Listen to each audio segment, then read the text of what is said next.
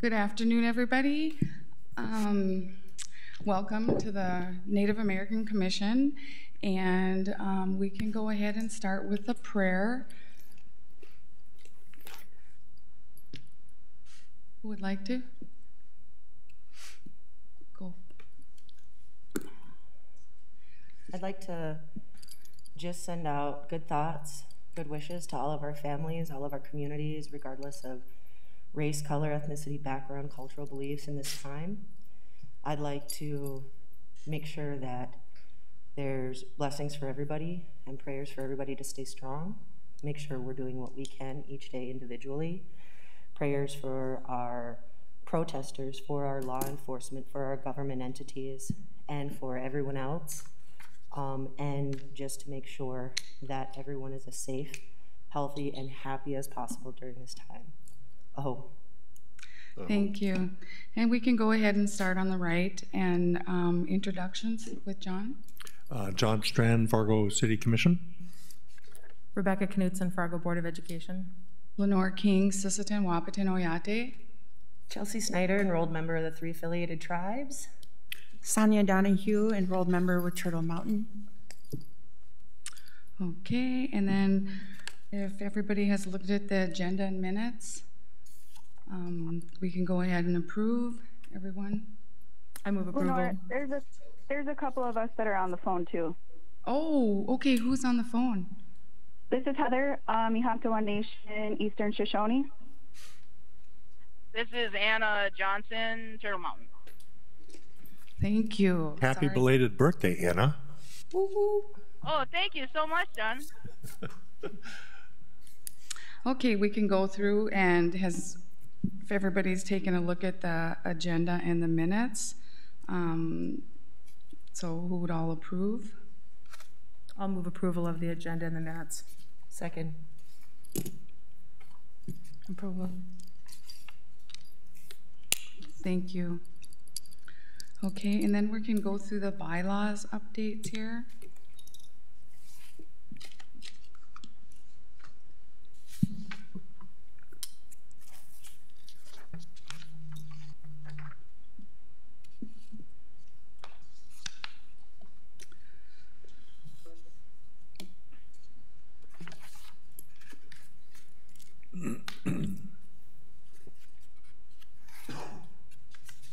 While we're going through the bylaws, I just want to say thank you to everybody who has a mask on. Again, high risk. It's really very much appreciated.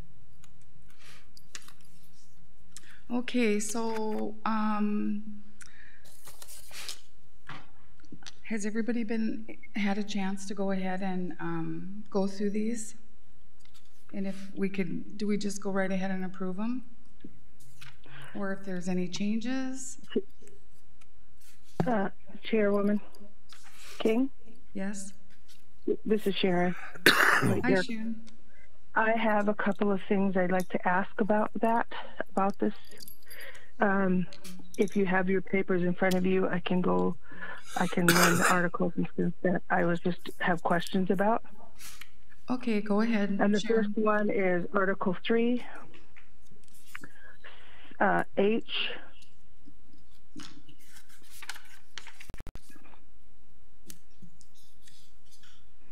And so as it reads, it says removal of membership. And then it says a 2/3 vote for recommendation of removal of an officer is needed. So do we need to change that removal of an officer to the removal of membership of a member? Or does that just apply just to the officers? This removal of membership.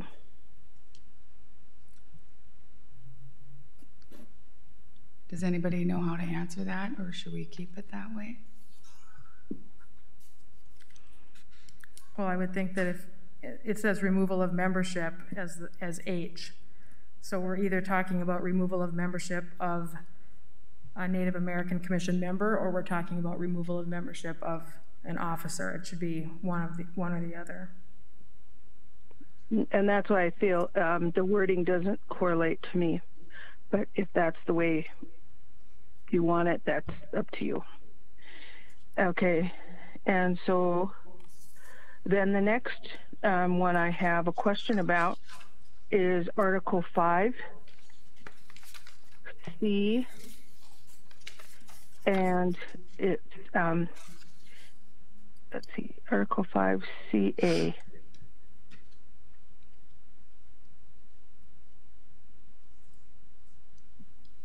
I believe that's, yeah, you added a C. Just give me a second here. I may have gotten the wrong article. Just give me a second. But if you're thinking about the other thing still, I guess I don't know if you're going to change that or not.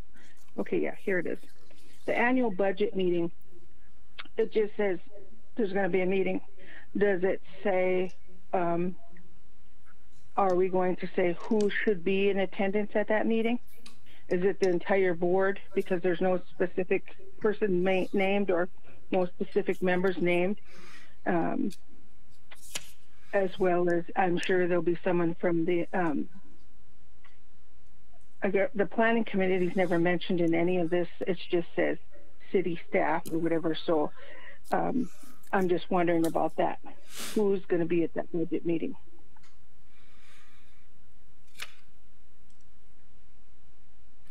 And the next thing I have is Article 6, A and D. It's approved Native American Commission committees. And I see you have 3 revised committees. One of the things I guess I would like to see is still to have that public relations committee somehow, especially due to the recent or our present atmosphere of what the things that have been going on. That'll be a lot of changes going on, and I think that role, someone needs to be in that role, that have that, still have that, so someone is in that role to keep up with what's going to be. There's a lot of different movement going on, and to really be part of that. And then my other question is, when you talk about the backup in the first education and cultural awareness, is I want something specified there if it can be, so that we don't have a conflict we've had in the past where someone thinks that specifically named for the education of like 12, K through 12 only, where that education is designated for, it's expanded more than that. It's for the whole entire community, but in different situations. Because if we spell that out, then there's no one can say, well, if there's education in that school automatically, K through 12. So there's something there, I think, if we could specify something closer to that. And those are the only things that I could see that I have questions on. Thank you.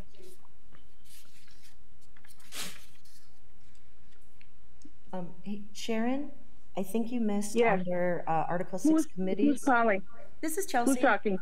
It's Chelsea. Chelsea, yes? Yep, I believe you said you had a question about A. Was it subsection A, subsection A and D, or was it just section D? For which article? Article 6 committees.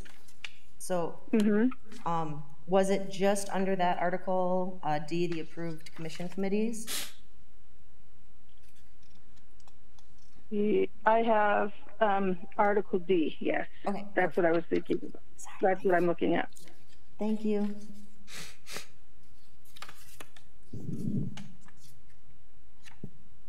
Okay, so now if we make those changes, maybe John, you could help me where to go from here. Do we work on that for the next meeting? Madam Chair, you could send it back and have it come back in a polished form with these revisions, or we could amend them today, but I'd suggest get them presented the way the recommendations are, and then the full commission can see them. Okay, so Unless there's a need to be done today, is there? No, not necessarily. Okay. Okay, so then I ask for, who wants to approve it so we can go through it for next month then? I think there's discussion. So For extension, yeah. my recommendation would be that this could be considered like a first reading, Okay. and that we take the feedback that's being offered to us today. I know I saw some things that are probably just typos, you know, to wordsmith it a little bit tighter. I could send that information through. Okay. It wouldn't, all of that information wouldn't need to be discussed at this meeting right now, but then maybe we could have a final reading at our next meeting. Okay, Does that, if that makes sense? yeah, so then we just do. Chairwoman King, Yes, I am just asking who's speaking so I could understand what they're talking about. Sorry, it was Who's Rebecca. talking right now? It was Rebecca. Rebecca? Okay. Okay, thank you. okay, so do we have to make a motion then to extend it for the next month? I'm not sure what the next step is here. Or just move to the next? I do have a few things that I'd like to, because there's 3 changes that have been proposed here, and so I'd like to kind of touch on all 3 of them real quick, if that's okay. So the first one is under section A, 3, subsection H. That would be to the removal of a membership, so changing an officer to a member. That's again a typographical error, but I would like to make a motion that section A, 3, subsection H, an officer be changed to a member. Second. Approved? Do we have to do a vote? Are we, Madam Chair, Mm-hmm. this is Sharon. Are we voting or we're just approving them when they're seconded? There's been a motion by myself to change an officer to a member. It's been seconded by John Strand. And then I think we need to call for a full vote for that section. Okay, can we start with the call? Does anybody have everybody's out here? John? Aye. Rebecca? Aye. Chelsea? Aye. Sonia? Aye. Sharon? Aye. Anna? Aye. And Heather? Aye. Okay. All right. Did you want to go to the next one? Yep. Okay. So under section, or Article 5, Section C, subsection A, it says an annual budget meeting will be held each year in February to determine the budget request and allocations for the following year. I believe that would be a full hearing or a full meeting in February where we discuss. Of course, we would have previous discussion, but that would be open to the public, and it would be for the entire Native American Commission to state this is where our money is going for the year, this is what we're looking at for next year, and just kind of put it all out on the table. The reason why February was chosen was because on March 17th, when we had reviewed the bylaws, there is a timeline for the city to approve their budget as well. Mm-hmm. And so that's why we had it there. As far as it being public and who's going to attend, it would be the entirety of the commission. So I don't know if we need to add anything else in there. I think it's kind of self-explanatory, but if we'd like to make it mandatory, we can. Mm-hmm. But that's completely up to the board. I don't know if we want to change that or if we want to add any additional verbiage to that. So that would be my question for the board, or commission, excuse me. Does anybody have suggestions on that? This is Rebecca. I feel it's fine as it is with the explanation. Then I would make a motion to leave C, Article 5, C, subsection A as is. Second. I'll second. approved. Can whoever's speaking identify themselves so we have record of who's making motions, please? Thank you. Chelsea made the motion. I believe Heather seconded it. No, that was Anna. I seconded it. It was Anna. My bad. Happy birthday, belated. Thank you. Thank you very much. Okay, and do we need to say something more? We should vote. Can we have more discussion about that, Chairwoman King? This is a point of where we could have discussion after the second of the motion. Can I add to that then, please? Yes, go ahead. I just want to make sure someone in there said, oh yeah, let's keep it the same with that explanation. Well, just think about what all we've been doing with this, and so whoever comes to read it, they don't get that explanation. So I think something needs to be specific there, but I'm just saying that. I'm not trying to change anybody's motion or anything.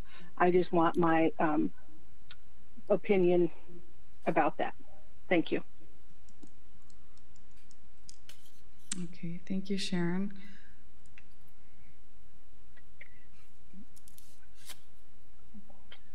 I have a question about that, Sharon. What would you like it to say to explain it more?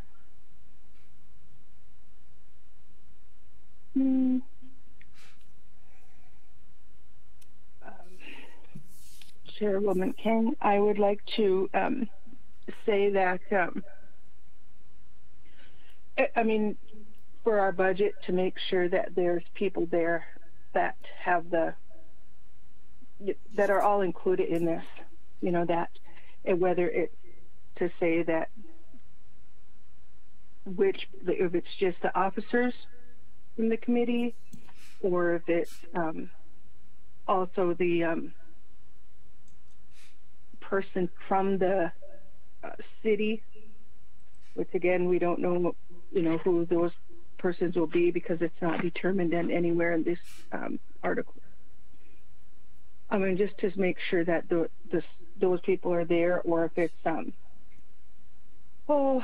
the auditor or whoever the other person is that we used to try to meet with in order to try to get our budget, you know, organized. Or if we have questions when we do decide to create that budget, and we have questions on, can we have it in here? Can we put this there? Can we do those kinds of things?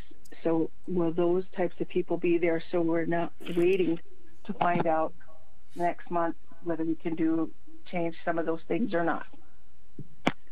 And that's it. Thank you. I hope that answers your question, Anna. Thank you. Yeah, that answers my question. I just want to make sure that we are all on the same page is all. So I think we all are. I just want to make sure the verbiage is right. So when we do the second draft, we get everything in there.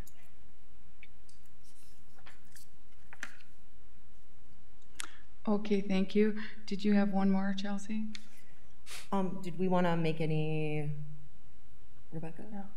Could I make this is Rebecca. Could I make a suggestion that that there be some work done, that the consideration be taken and some work be done, I think maybe some wordsmithing done that could be brought as a consideration to our next meeting. Mm-hmm. So, I mean, maybe we'd end up deciding at our next meeting that we leave it the way it is, or maybe we change it to something else. But could we work with those at the city office, you know, to help us come up with language that would be appropriate? Well, yes, they usually are there to help. And then when we have our executive meetings too, we can go over that, and then we'll have it done before and get everybody, you know, a week or, you know, so much time to go through it again. So then because there's a motion on the table with a second and we've had discussion, are we going to be voting on that motion? Unless, Chelsea, unless you want to withdraw it so that we discuss it next time. I think I'm pretty comfortable with the verbiage. If we'd like to have a vote, that's fine. If, I'd prefer we have a vote, and then not, we'll do another motion to wordsmith. Okay. So do you want to do the roll call?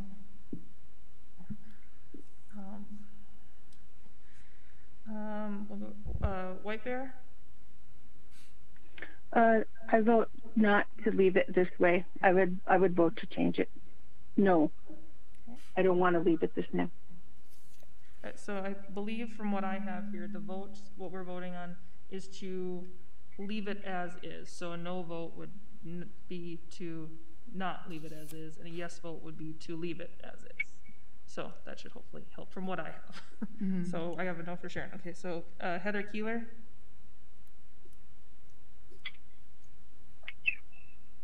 No.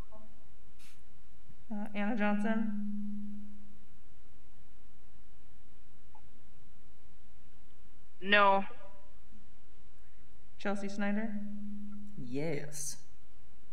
Rebecca Knudsen, No. John Strand, No. Sonia Donahue, No. Lenore King. No. Okay, and then moving on to the last one, which is Article 6, Section D, subsection 1. Sharon stated she would like to add PR to the request.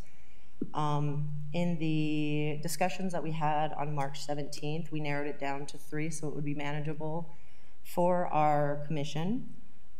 We dictated kind of here, if you read the whole thing, what the responsibilities of each one is, what actions will and can and cannot be taken.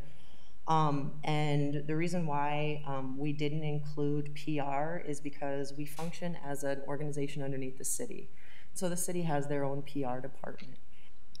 Everything that we're talking about, educational and cultural awareness, health and wellness and housing, that will all come underneath some form of publication, some form of outreach, whether it's here or elsewhere. And I think we as a commission decided that, or we had proposed that we have these 3 specifically so that the commission itself isn't overwhelmed, and if there is specific PR, we can go to the city and utilize their entire PR department to kind of help us navigate rules and regulations according to the city and our commission and our roles and responsibilities to the city. So the education and cultural awareness, health and wellness and housing, I think are the main focus, the main priorities, and the main disparities that our community faces. And that's why we had narrowed it down to the 3. So I would make a motion that we leave it as is. Second, this is Rebecca.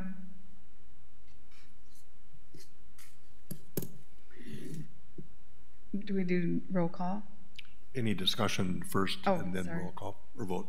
Any discussion? Yes. Chairwoman King, this is Sharon. And what again, I'll just explain what my thoughts were about that. And again, if those things you said, education, cultural awareness, health, wellness, then those specific things that you said you had decided upon under each one, I think those words should be in there. Because again, where's the explanation? And the second piece of that is, yes, I'm aware as well of my responsibility to the city, but as this commission and as it was formed, I am aware of the responsibility to the Native community as well. And so being able to use our public relations so that for the best for them, that's how I see it, and not just going with totally everything the city is going to want to put there or saying we can put there, because that's the part of what we originally began. When they said, what do you want? We said, we want a voice. We want a voice in this city. And that's why I think we still need to have something like that. Thank you. Thank you, Sharon.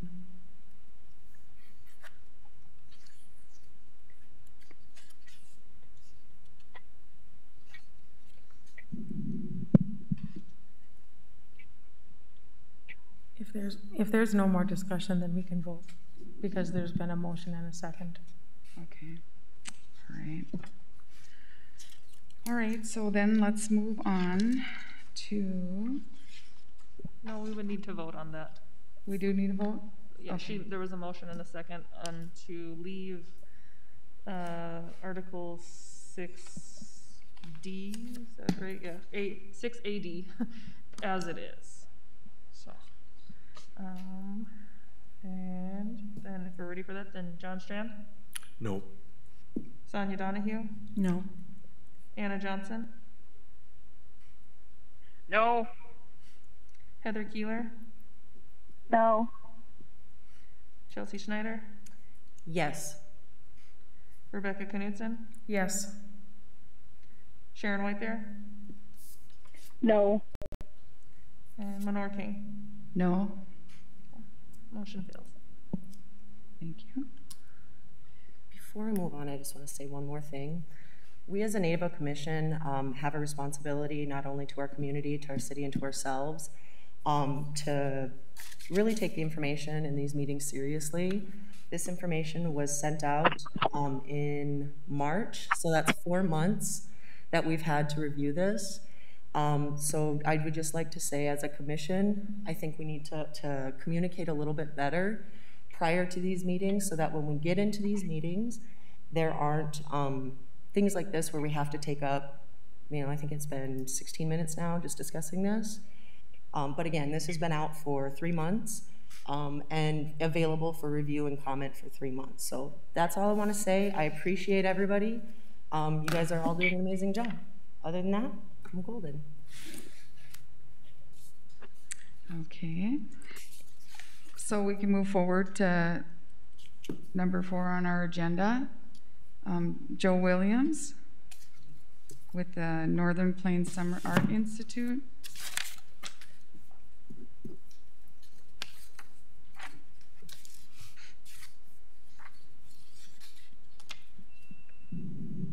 Hello. Madam Commissioner, Commission, ladies and gentlemen, thank you for your time. Yeah, I'm Joe Williams. I'm the Director of Native American Programs at the Plains Art Museum. And this last month in June, the Plains, we hosted a Summer Art Institute for Native American youth, primarily high school and college students. And the purpose of this institute was to give these Native American students an opportunity to learn from other Native American artists the fundamentals of art, art history, from a Native American perspective. This program is based on another program from the University of South Dakota called the Oscar House Summer Art Institute, which has been in various forms since 1960. And so when I became the director of Native American programs, I wanted to develop something very similar to that up here and sort of expand the reach of this type of program. It's a very intense program. It's 2 weeks long. The students are expected to work for 10 to 12 hours a day on their artwork, and that's intentional. It's to prepare high school students for a college experience, and for the college students, it's to prepare them for a graduate school experience. And so it's very intentional how we set this up. The instructors were all chosen specifically based on their experience and what they do. The majority of them, they're all college graduates. Most of them have their Master of Fine Arts and are college or university instructors. And so they've developed their own curriculum and their programming based on their own experience. This is the first year of the program.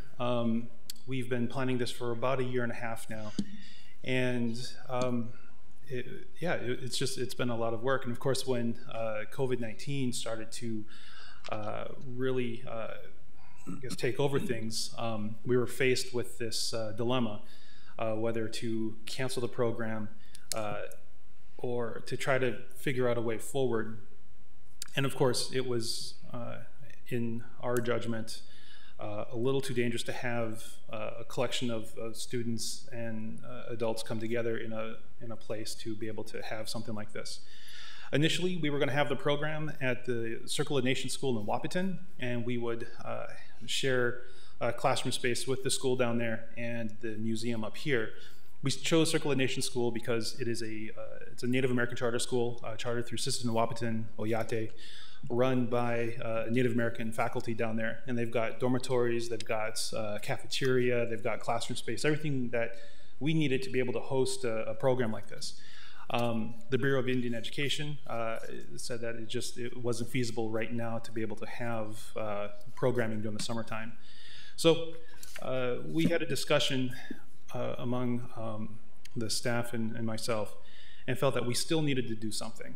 And so the intention was to be able to have an in-person educational experience, along with eventually in the future sort of combined an online experience as well.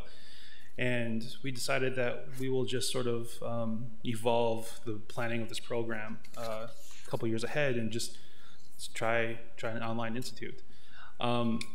Like I said, most of the staff are college professors, and this last semester, a lot of them had been using Zoom as a platform to be able to teach their classes. And so with their experience and their lessons learned from this last semester, we made it happen.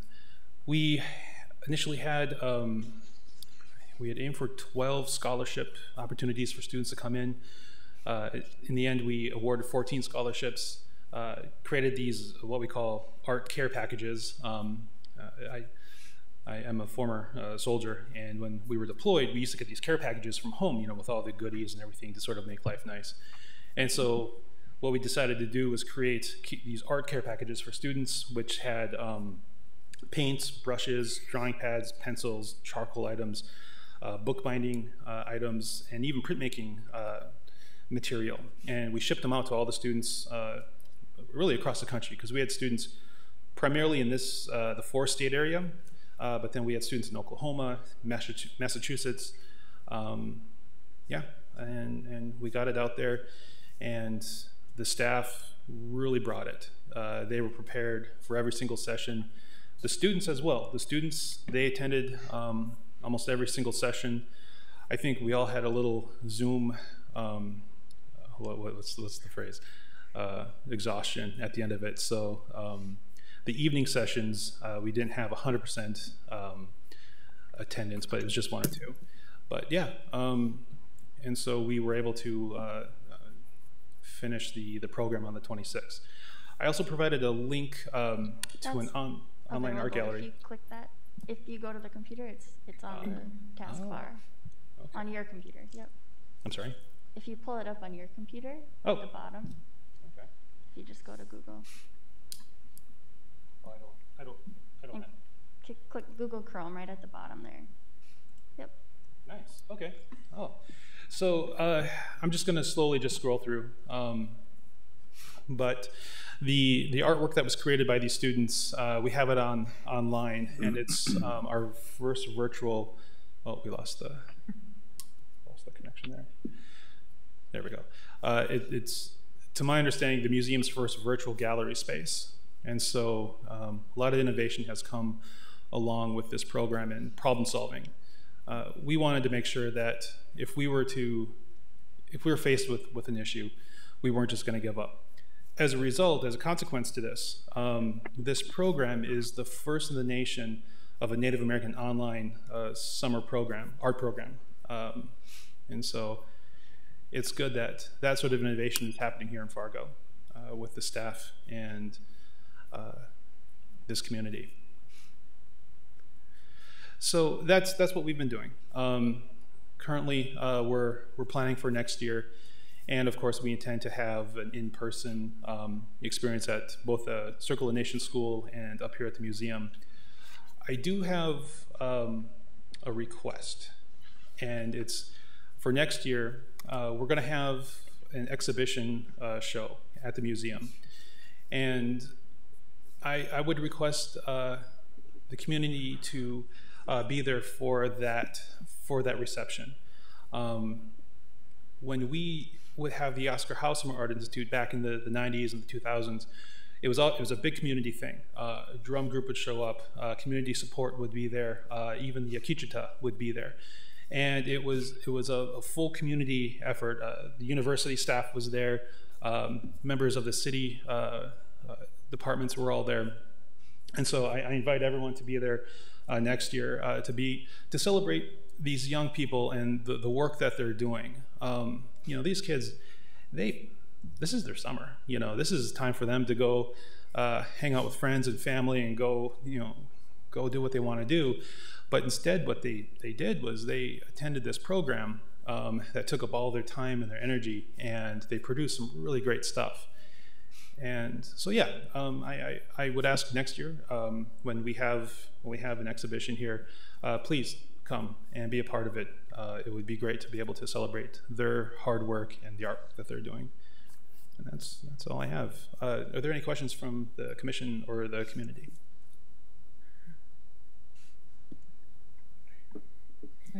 Do we want to go? Okay. First off, I just want to say, Joe, congratulations stepping into the director of Native American programs at Plains Art. I know you had a big role, big shoes to fill, so just want to say congratulations, and you're doing an amazing job. This in and of itself is beyond awesome to see our Native kids have the opportunity to experience this, to really hone what they're doing. If we're all clear next year, if we're COVID clear next year, I will be there. Okay. I would also like to recommend you contact the Indigenous Association. Audra Stonefish is here right now.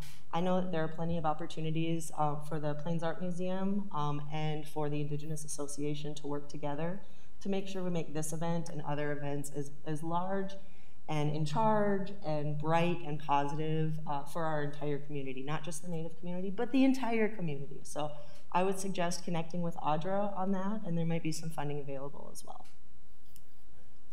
Thank you. Thank you. Yes. Anybody else have any questions or? I have a comment.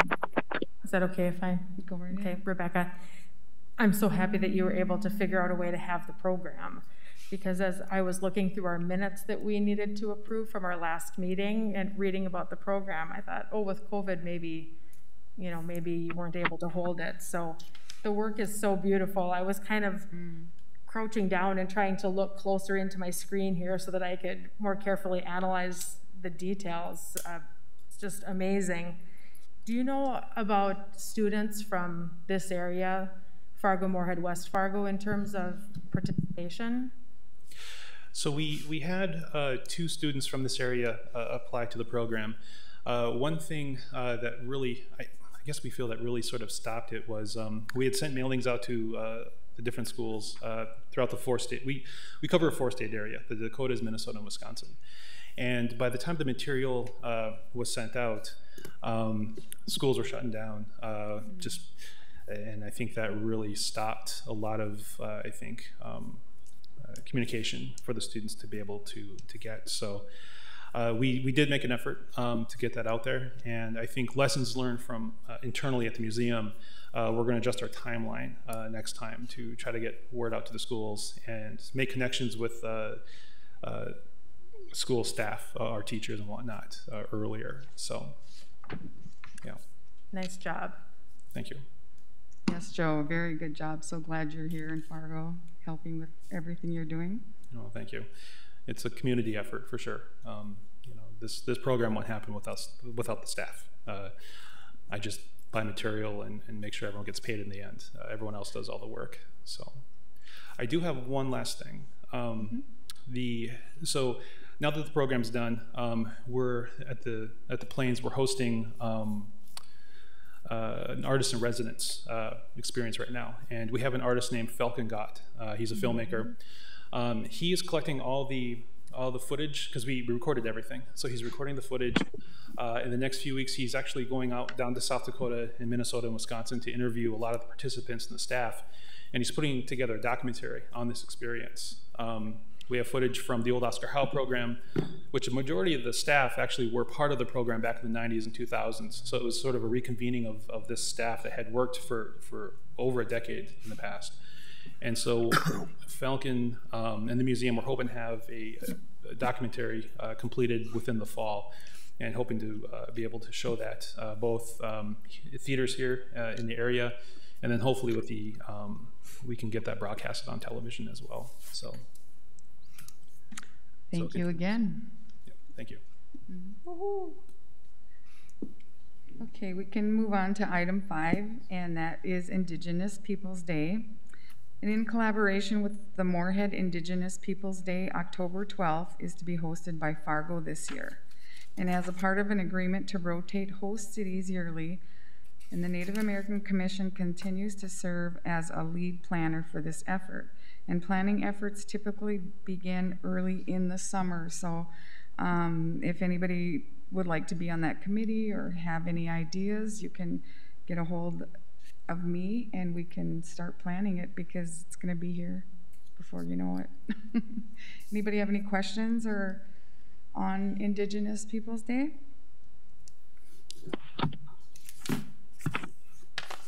I do. Okay, go Chelsea.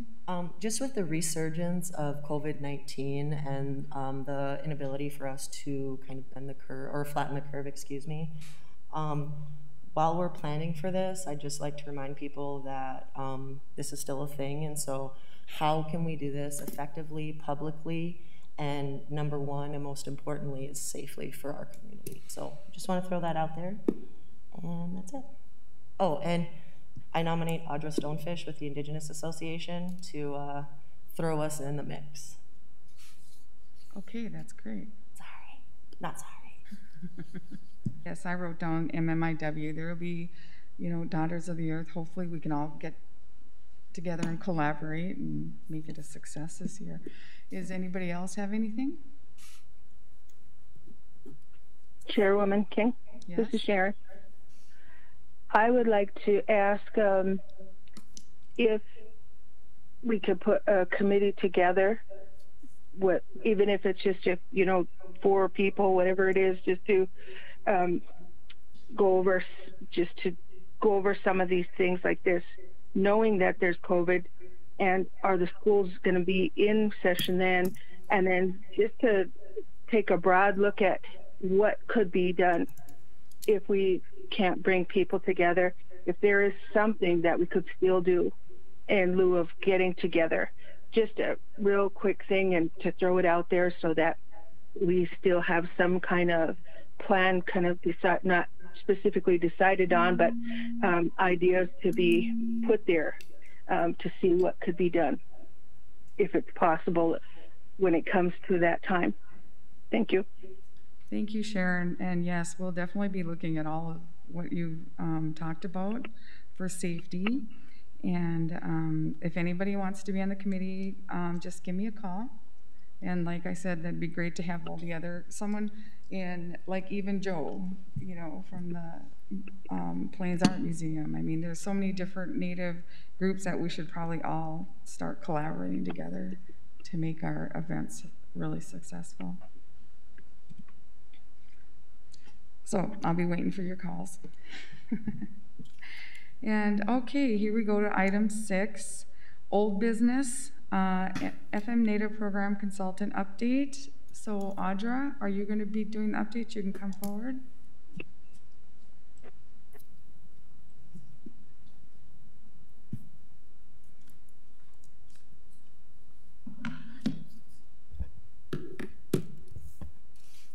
Everybody hear me okay?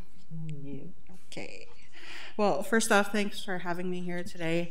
I think what I'll do is I'll give just a really quick introduction for myself, kind of what my background is and how I came into this position, and then after that I can give an update really quickly with the Indigenous Association and take any questions if anybody has any. So for myself, my name is Audra Stonefish. I represent the Oneida Nation in Southern Ontario, Canada. I'm a long-term resident of Fargo. I've lived here for just a little over 8 years, and I've been a resident of North Dakota for a little more than 13 years. So Prior to living in Fargo, I did live out in the Standing Rock Reservation, which is where I received my education, got my degree, and then I moved to Fargo shortly after and have been here ever since. Prior to moving into this position with the title of Principal Executive Officer, which sounds really super fancy, it's basically I've been put in this role or accepted this role to build momentum for this program as it's in its infancy, and really helping to lift it up off the ground, build that community structure, and really building that social equity in the community and making sure that we can move on to the next step. So prior to moving into this position, I did work with the city of Fargo for 5 years with public health and working in the harm reduction division.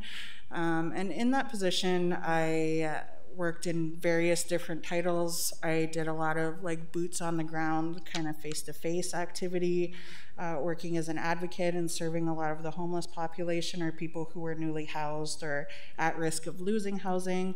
I also served in a Native American liaison position, which actually worked with people who were housed and newly housed, people who identified as being homeless, and really helping them develop the skills that would help them maintain housing, as well as working with the housing authority to make sure that we could prevent people from being evicted.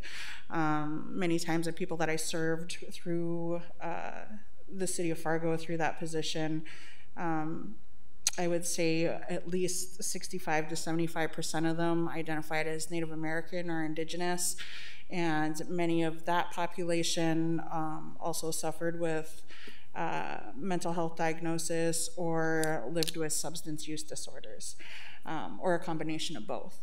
So with that, I know that's a very specific population that we did serve through public health, but it also helped me develop a way to work with people and meet them where they're at, and really identify kind of gaps in the system, identify struggles that people might be having, and really just spending a lot of time in building like creative solutions that would help people kind of take a step forward. So with this position, I officially stepped into it on June 8th of this year, so roughly about a month ago. And the official title, like I said, is Principal Executive Officer. And like I said, that's just a really fancy name for somebody who can go out and who's willing to kind of lift things off the ground, like I said. A lot of what I've been doing is really working with different organizations, as well as the company that would host our website, kind of just helping form that. What does that look like? What kind of goals do we have going forward, and building those goals? Prior to stepping into this position, I did sit on a founding board for the Indigenous Association, and really what the board's role was to build that framework and kind of what does this look like, what is our mission statement, what are bigger long-term goals that we want to achieve over the next several years, and how do we build sustainability. So for an update for the program, I think right now we're really we were working on a lot of different things, and we were really trying to narrow it down and really figure out what we wanted to focus on. And I think the biggest thing is the community engagement and inclusiveness. We want to make sure that everybody in the community, no matter what tribe you come from, or even if you identify as non-Native and you feel like you need support, we want to make sure that we can provide that and that everybody feels comfortable to approach our program. And I think it's really, really important right now, while we are in our infancy, to make sure that we are relaying that message and making sure that the community is seeing us as being that inclusive organization.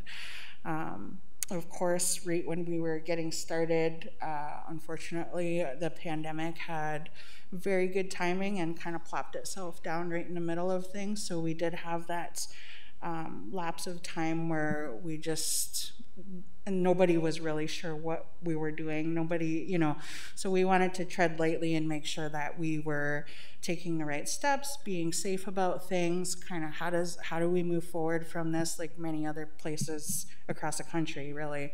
And so now I feel like we're getting back to a place where we feel comfortable, we can start to go out safely into the community, and we can really start building those bridges and building those relationships with other organizations and community members.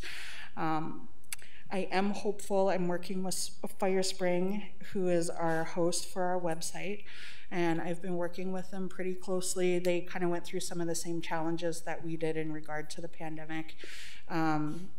And so they're kind of getting moving on things too right now. So I've been working really closely with them over the last 2 or 3 weeks on getting the website developed. We're hoping to go live either, well, we're hopeful for this week, but we're kind of getting toward the end of the week now. So I think early next week is our goal. We also want to make sure that we have a huge presence on social media and really just start getting out there to make sure that our community knows that we're here, kind of what we do, how this organization was formed.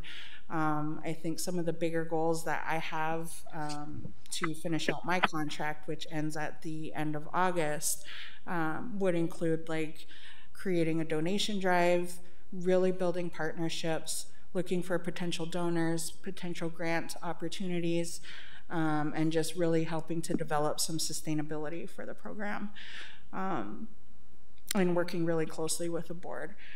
A big goal that I have is to make sure that I remain transparent about everything that I'm working on. I think that's something that's very key when you, especially when you're building a new organization and when you want to build that trust in a community. So that's kind of what I'm working on right now. I don't know if anybody has any questions about the 501c3. I'd be happy to answer them or find an answer for you and get back to you. Does anybody have any questions on the board? Or the commission? I'm sorry. Yeah.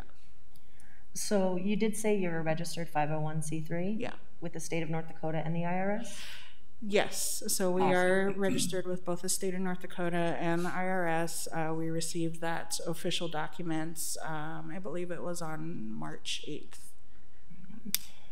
The next question that I have is, if we wanted to connect with the Indigenous Association on social media, how would we do that? Yeah, so our social media is not quite up and running yet. It will be very soon. I would say that, you know, I think that what we're going to do is go ahead and launch social media pages through Facebook and really make sure that we're tagging other organizations. So whether it be City of Fargo or it be the Native American Commission, I would look for it there. And it will be just the Indigenous Association. Launch party. I'm in for that launch party. I just wanted to say thank you so much for your work, and I look forward to seeing what comes out next. Thank you. Does anybody else have any questions from the community?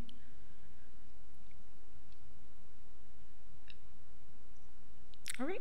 Well, thank you. I look forward to coming back. I think I'll come back for the next meeting and just keep everybody updated and make sure that everybody has the opportunity to give input and feedback. And yeah.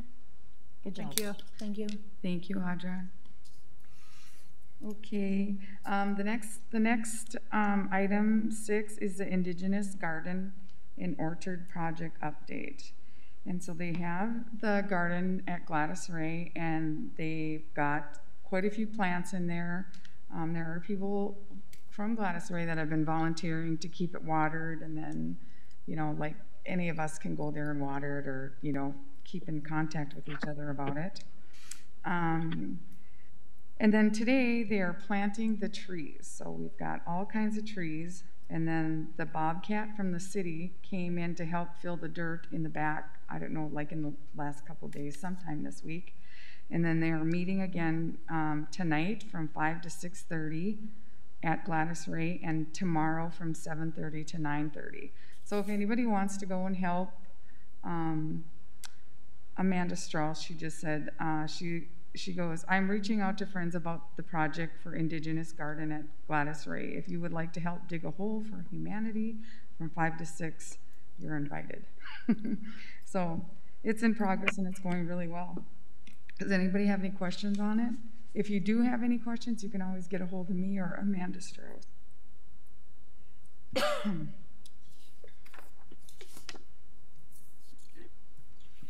Okay, we can move on to the staff report here.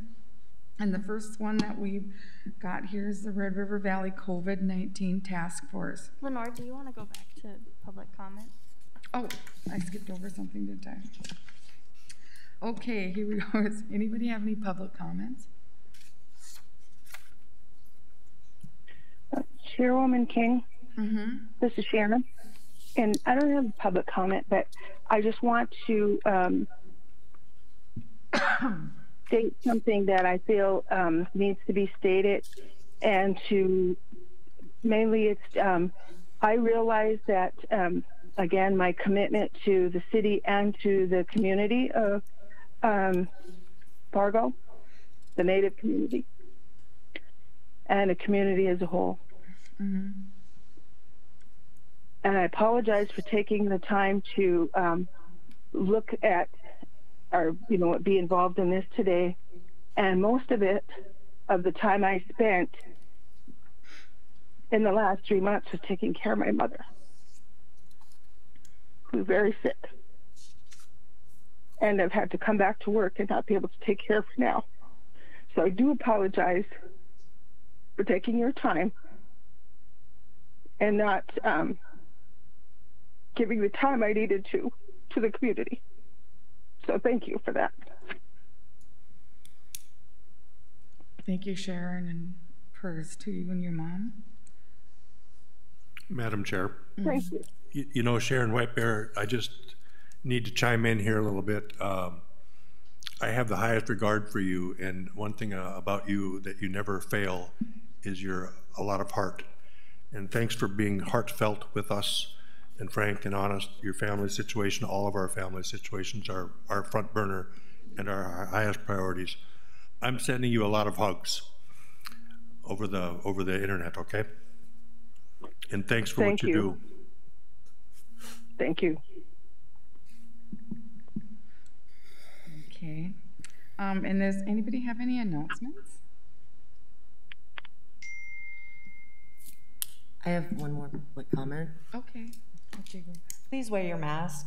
It doesn't hurt you. It doesn't hurt anybody else. All it does is help our communities. Please wear your masks. That's all I'm asking. Protects people like me who are high risk. I'm a single mother. If I'm gone, my daughter doesn't have anybody. And there's many of us in this community that are going through the same situation. Please, please, please wear your mask. This is not a political statement. This is a survival statement. Please help people like me to survive. So please wear your masks. That's it. Okay. I do have I got a call from Mark Bierke, who is the manager of the horse park here in Fargo. And what we're doing is we're planning for next year because of the COVID and planning. Actually, he invited the commission. They're going to be having Indian relay races next year. So we'll be having people from Canada, Chippewa Downs, all over, and they'll all be here in Fargo having Indian relay races both days. And then he's asked us to, like, if we could set up some teepees, get some drum groups, get some dancers. So we're going to have a big part in it next year. So we can start working on some of that, and I'll keep you updated. I am meeting with him next week just to start. So this is one big event we're going to be involved in again. And Madam Chair, if I might address another announcement.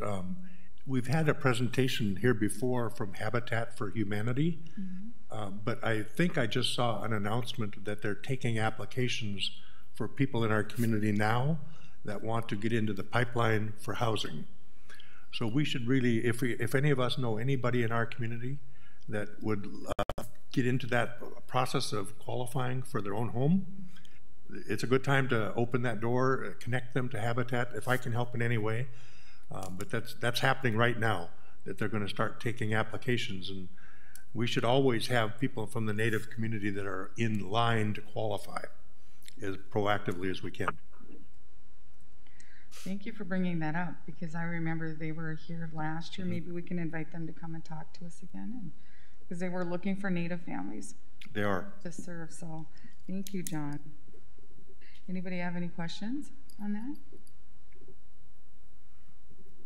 Okay, and then we can just move forward to the staff items with the Red River Valley COVID-19 Task Force. And I don't know if well, I'll just read some of it here. On May 6th, Governor Burgum announced the formation of a Red River Valley COVID-19 Task Force to address the increasing concentration of COVID-19 case numbers in Cass County. The goal is to decrease the county's positivity to equal or less than the state average. And Planning and Development Director Nicole Crutchfield has taken the lead role in coordinating education and quarantine support efforts for special populations. To do so, we have been working closely with nonprofits that support community members, including the United Way, Afro-American Development Association, South Sudanese Lutheran Church, Sudanese Community of Fargo Moorhead, Somali Community Development, Immigrant Development Center, New American Consortium for Wellness and Empowerment, First Fleet, Gladys Ray, and Family Healthcare, and Senka. We began to mobilize on June 1st in the response to the state granting funds and anticipate continuing support through the end of the year.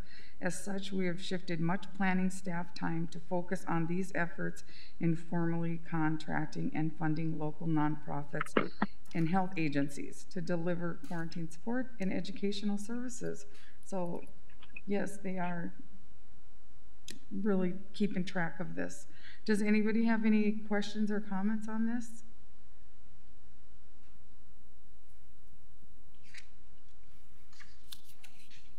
Okay, the second one was Black Lives Matter in One Fargo. The planning department has been closely involved in supporting coordination between Black Lives Matter in One Fargo organizers and the City of Fargo and Human Relations Commission. In June, staff helped support the One Fargo Unity Rally at Island Park, aka Justice Island, as well as to help the Human Relations Commission facilitate a public comment period at their regular June meeting. Staff has also been involved in conversations to address the policy issues that organizers have brought up to help identify paths of action. Does anybody have any questions on that? I'm not sure if I can answer them, but. No, and I'm sure staff could join in here, and Nicole if she were here as well, but a long story short, the BIPOC discussions, Black, Indigenous, and people of color discussions are really front burner in our community right now. Yes, there's lots of national issues and topics, but they've lapped up onto our front door. So I encourage all of you to connect with each other, listen to each other. We're all in this together. We have a lot in common with other elements of our community, but I'll say one last thing. We have a great new crop of leaders surfacing in our community who are standing up with heart and with conviction and contributing to the process. We have some moments where we hit a wall or bumps in the road, but it's an ongoing long journey. The Native American Commission and the Black Lives Matter, the One Fargo, which are now We Are One group, we have so much in common that we can all learn and help each other. So I encourage you to keep your eyes on that, roll up your sleeves and get involved in that. It's similar messaging and similar goals. You can see from our audience here, we have 1, 2, 3 police officers and a fireman in our room. The community, the city staff are stepping up big time to listen and learn and engage. So it's a really powerful moment in our time. If we can especially lead with heart and keep it on the high road, and as much as possible, we all have important roles to play in this, but thank you for your place at the table, and be assured, rest assured, there's more work to be done, and you'll hear in other reports with police chief selection and other topics, it's happening. So this has been a long time coming. I think folks here would say 400 years. People in the Black community would say 400 years. So we have some good stuff happening. I just wanted to update you. Thank you, John. Okay, I'm going to just go ahead and move to number 3, the Police Chief Selection Committee. The City of Fargo is forming a Police Chief Selection Committee to include 4 at-large community members as well as 1 Native American Commission member and 1 Human Relations Commission member. Other members include Mayor Tim Mahoney, Commissioner Dave Pipecorn, Fargo Public Schools, Superintendent Rupak Gandhi, and Park District Executive Director Dave Leaker, city staff, and police officers. So it's a very good selection of a committee to choose a chief of police. Does anybody have any questions of that? Yes, Rebecca? Yeah, this is Rebecca. Is our Native American Commission member John Strand, or is that someone else?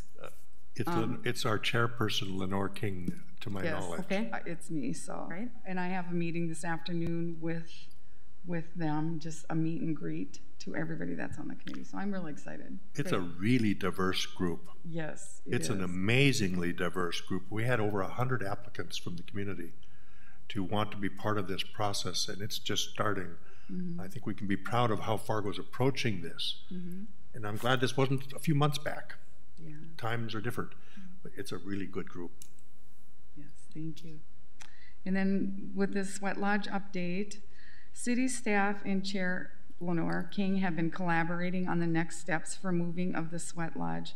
Commission members sought guidance from Chief Arvo Looking Horse, keeper of the sacred white buffalo calf pipe bundle, and as a result, we are looking on a date for an on-site ceremony for disassembly. And I am the key contact with Chief Arvo Looking Horse, and then if anybody would like to reach out to me, it will be a ceremony, and if anybody would like to be out there, just let me know or call me and I will let you know the date. So, and moving forward, we look forward to hosting community meetings and conversations to help determine how a community sweat lodge can be sustained in the future. Any questions? Is there another sweat lodge in Moorhead still? Is there? So the community still has service access? That's really important.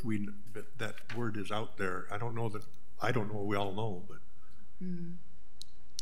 that would be Melrose. What's her first name? I can't remember. But yeah, if anybody wants to go, I'll give you that name and number. Olivia Melrose, I think, is the one that works on that one. So, any other questions? So we can go ahead and adjourn. I move we adjourn. Okay, thank you.